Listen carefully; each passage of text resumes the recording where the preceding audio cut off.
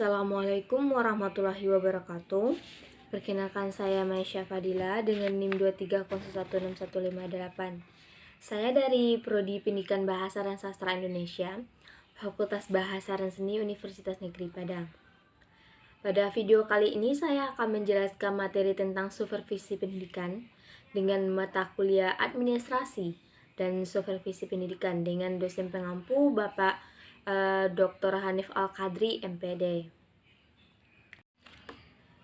Menurut Adam dan Dickey telah merumuskan supervisi sebagai suatu pelayanan khususnya menyangkut pengajaran dan perbaikannya, menyangkut proses mengajar dan belajar, termasuk segala faktor di dalam situasi itu.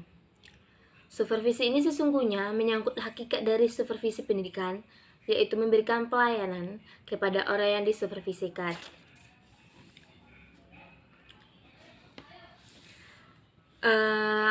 Ahmad Tembun menyimpulkan supervisi ini adalah pembinaan ke arah perbaikan situasi pendidikan. Pembinaan yang dimaksud itu berupa bimbingan atau tuntutan ke arah perbaikan situasi pendidikan atau pengajaran, pada umumnya peningkatan mutu mengajar dan belajar pada khususnya.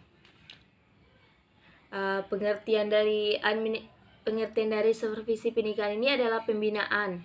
Pembinaan itu adalah segala kegiatan yang diusahakan berhubungan dengan perencanaan, penyusunan, pengembangan, pembangunan, pengarahan, penggunaan, serta pengendalian segala sesuatu secara berdaya guna dan berhasil guna.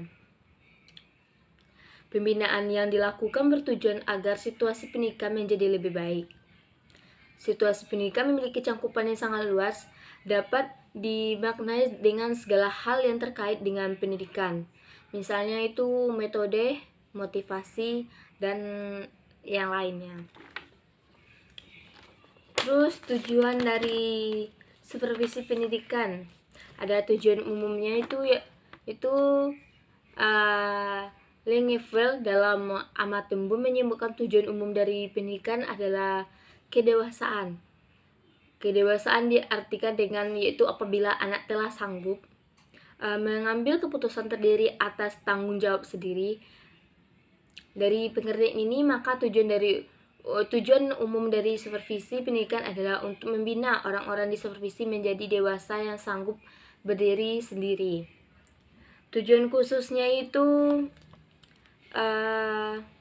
untuk membina orang-orang yang disupervisikan dalam melaksanakan tugas dan tanggung jawabnya.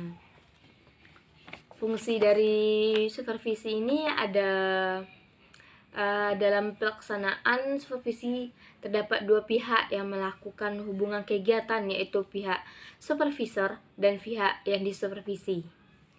Pihak yang disebut pertama melakukan kegiatan pelayanan profesional untuk membantu atau membimbing pihak yang dilayani. Pihak yang dilayani terdiri dari supervisor fungsional atau pengawasan dan kepala sekolah. Pihak yang kedua yaitu supervisi ialah para guru sebagai pelaksana pendidikan mereka, yaitu orang yang terlibat langsung dalam proses pembelajaran. Pihak yang disebut dalam kedua ini itu menerima pelayanan profesional berupa bantuan dan bimbingan dari pihak pertama agar mereka dapat meningkatkan kemampuan dalam melaksanakan proses pembelajaran secara efisien dan efektif.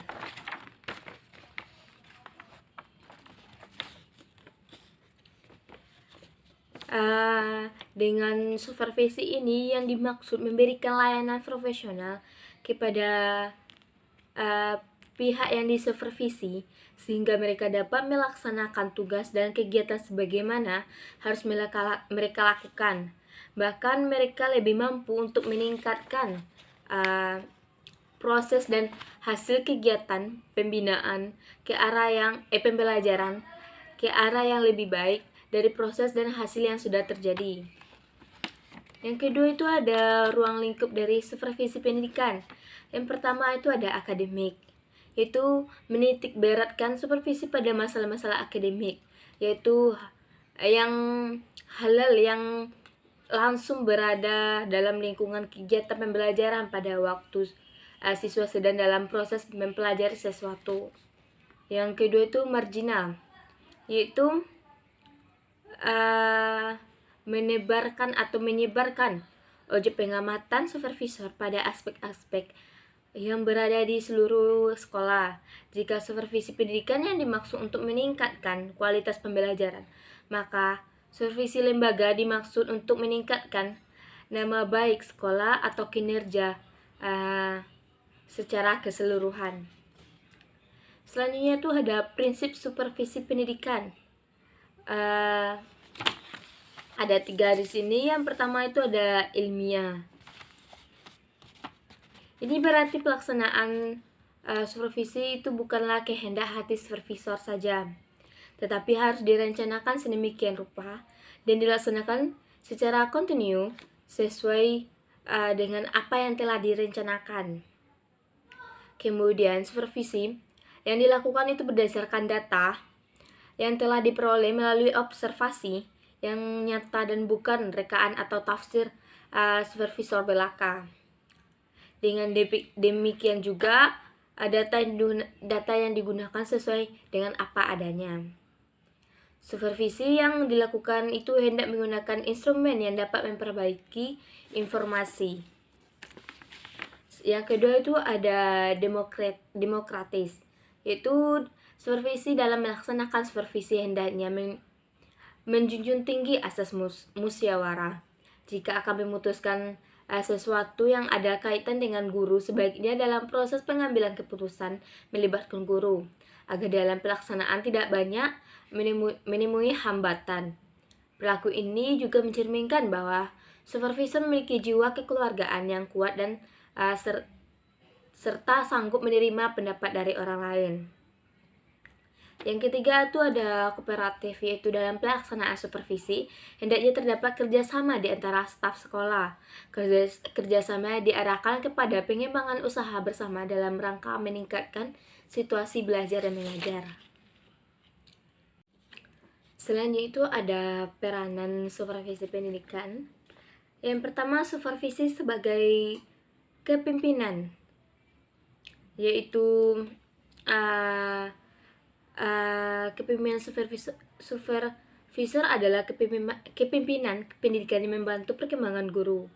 Supervisor sebagai pemimpin hendaknya mempunyai kemampuan menggerak atau mempengaruhi guru agar mau meningkatkan kemampuan profesionalnya, sehingga proses belajar mengajar menjadi lebih baik dan efektif.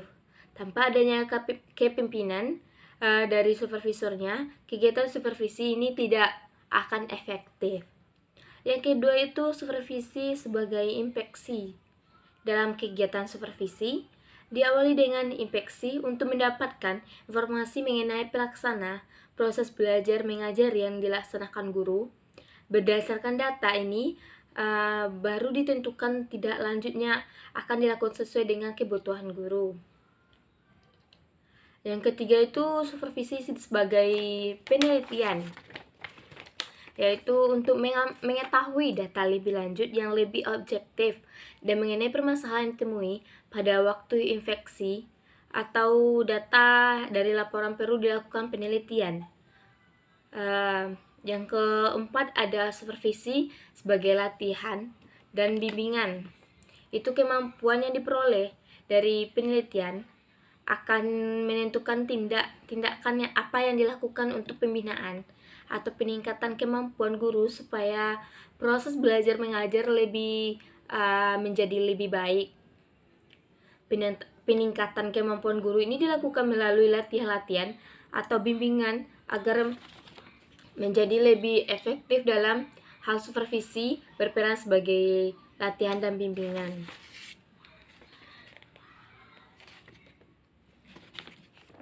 Yang kelima itu ada supervisi sebagai sumber dan pelayanan. Itu dalam proses supervisi, supervisor dapat berperan sebagai sumber informasi semua data, sumber petunjuk dalam rangka berbagai rangka peningkatan kemampuan profesional guru, Di samping itu, supervisi ini berperan sebagai pelayanan dalam memenuhi kebutuhan guru untuk meningkatkan kemampuan mereka yang telah dimilikinya. Yang keenam adalah supervisi sebagai koordinasi, yaitu kepala sekolah sebagai supervisor harus memimpin sejumlah guru atau staf masing-masing yang mempunyai tugas dan tanggung jawab sendiri, dan semua yang diarahkan mencapai tujuan sekolah. Dalam pelaksanaan tugas tersebut perlu adanya kerjasama antara sesama guru dan tidak boleh ada persaingan. Yang ketujuh adalah supervisi sebagai evaluasi, yaitu tujuan dari supervisi ini untuk meningkatkan situasi belajar, mengajar atau penyempurnaan pengajaran melalui peningkatan kemampuan profesional guru. Kesimpulan dari materi ini yaitu supervisi adalah suatu aktivitas pembinaan yang direncanakan untuk membantu para guru dan pegawai sekolah lainnya dalam melakukan pekerjaan secara efektif.